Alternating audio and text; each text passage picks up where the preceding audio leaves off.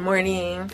I'm making this video to show you how I make split pea soup using my favorite kitchen utensil, my Instapot.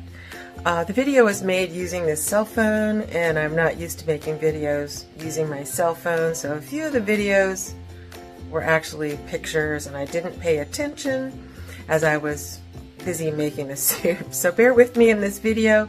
It's very easy to make and it comes out perfect. No fuss, no muss, and if you don't have an Instapot, you gotta get one. It's just the best for so many foods. So here we go. Hello, this is Lisa again, and today I'm gonna make some split pea soup, but I don't have any split peas, so I've got to go to the store, get some garlic, get some split peas. I need some little potatoes for tomorrow's corned beef, and Cabbage Day for St. Patrick's. So I'm off to the store, and then I'm gonna show you where the magic happens in my kitchen. So I'm back home and I'm ready to make my, I'll call it the easy version of the split pea soup, because I just throw it all in my Instapot and it comes out really great. You can take the time to saute the vegetables first.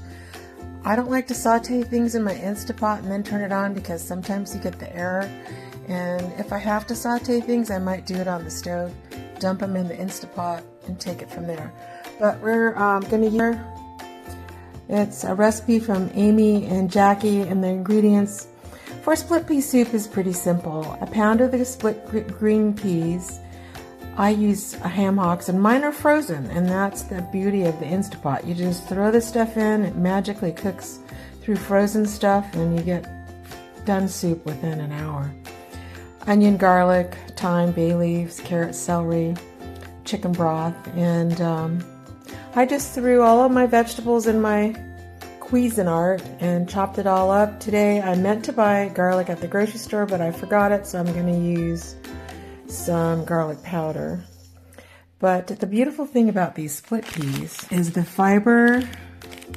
The fiber is 7 grams per quarter cup, and if I'm going to have at least a half a cup of soup, I'm going to get 2 times 8 grams of protein and 2 times 7 grams of fiber, and I'll probably have a cup of soup.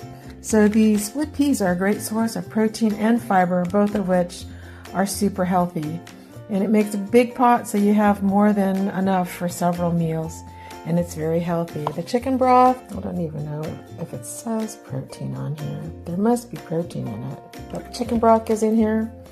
You can make your own chicken broth, and it can be very gelatinous from the bones and whatever, and it'd be super healthy. But I'm going to use boxed chicken broth in a can here to get the right amount. My chopped up vegetables, I'm going to throw it all in my Instapot following this basic recipe from Amy and Jackie, which I'll post the link below in my feed.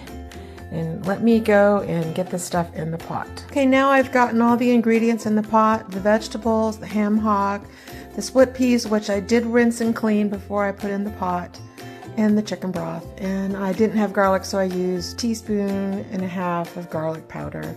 And I'll season with salt and pepper at the very end. So here we go. Now, Instapot is my favorite kitchen utensil. I'm just gonna lock the lid on.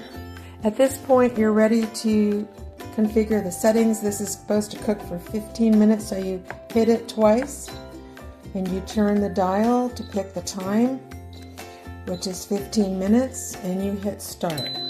It will cycle through all the settings as needed, and then after it cooks for its 15 minutes, you're supposed to let it cool off for 10 minutes, and it'll time that as well.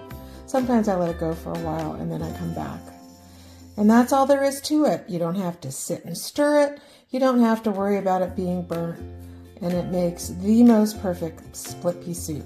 So here's where my audio or my video broke. Took a picture instead of my video. As you can see, the soup is finished. The ham is fall apart tender and delicious, and it's ready to scoop up in a bowl. Here is the finished product with some garlicky, buttery croutons. And the soup was simply delicious, perfect consistency every time. You just have to try this recipe, and I'll link it down below.